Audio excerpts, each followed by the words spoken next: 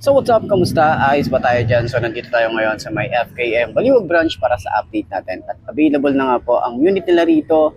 Meron silang dalawang unit at dalawang kulay. Ito yung kulay white and black na available ngayon. So ano nga ba to? Ito yung FKM Core 188. Ito yung ADB style na hinihintay nyo.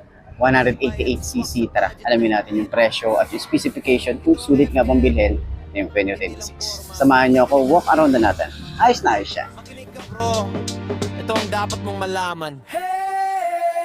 Kung sawa ka na sa puro yabang na makina, pakinggan mo muna bago ka basta bumili ha. FKM may dating, hindi lang pang display. May performance sa kalsada kahit araw-araw na biyahe. Tipid sa gasolina, malaking bagay yan. Lalo na kung presyo ng gas ay pataas ng pataas. May parts na madaling hanapin sa market at mentes na hindi agad bubutas ng wallet. May pantra, may sporty, may electric na style. Depende sa trip mo kung pang city o long ride. Importante dyan piliin ang kaya mong hulugan, hindi yung motor mo dahilan ng utanggan. FKM, arangkada sa pangarap, sulit ang bawat pisong pinaghirapan mo, tinipon lahat. Hindi lang forma, dapat quality rin. Motor na maaasahan sa ulan man o hangin. FKM, tara na't bumiyahe, kasama mo sa trabaho hanggang sa tagumpay na biyahe.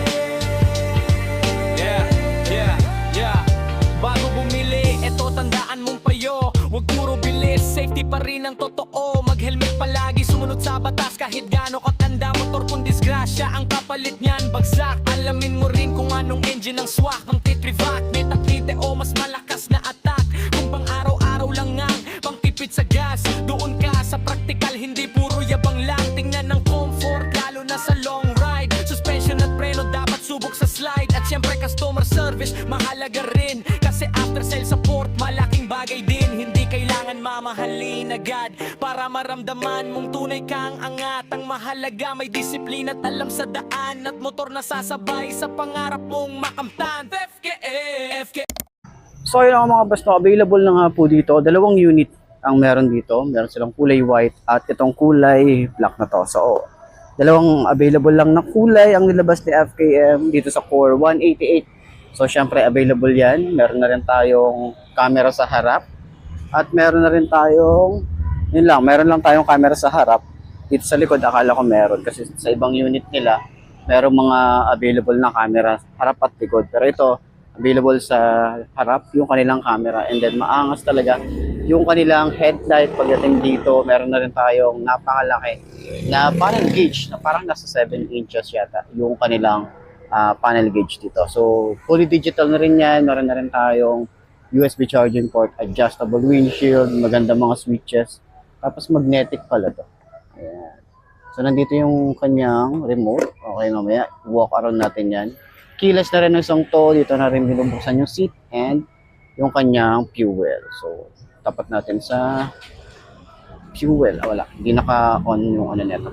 So ayan, meron din tayo ritong upuan na 90 degrees na open. So parang meron siyang tawag dito hydraulic seat. Okay, so maluwag din yung kanyang compartment. At kagandahan dito, yung kanyang bracket para sa top box is meron na rin, available na rin.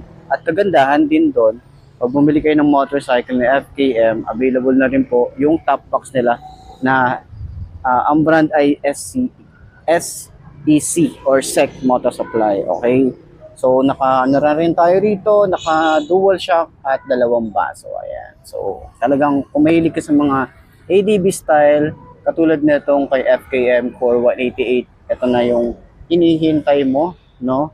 Talagang murang-mura, 168,000, meron ka ng 188cc na motorcycle.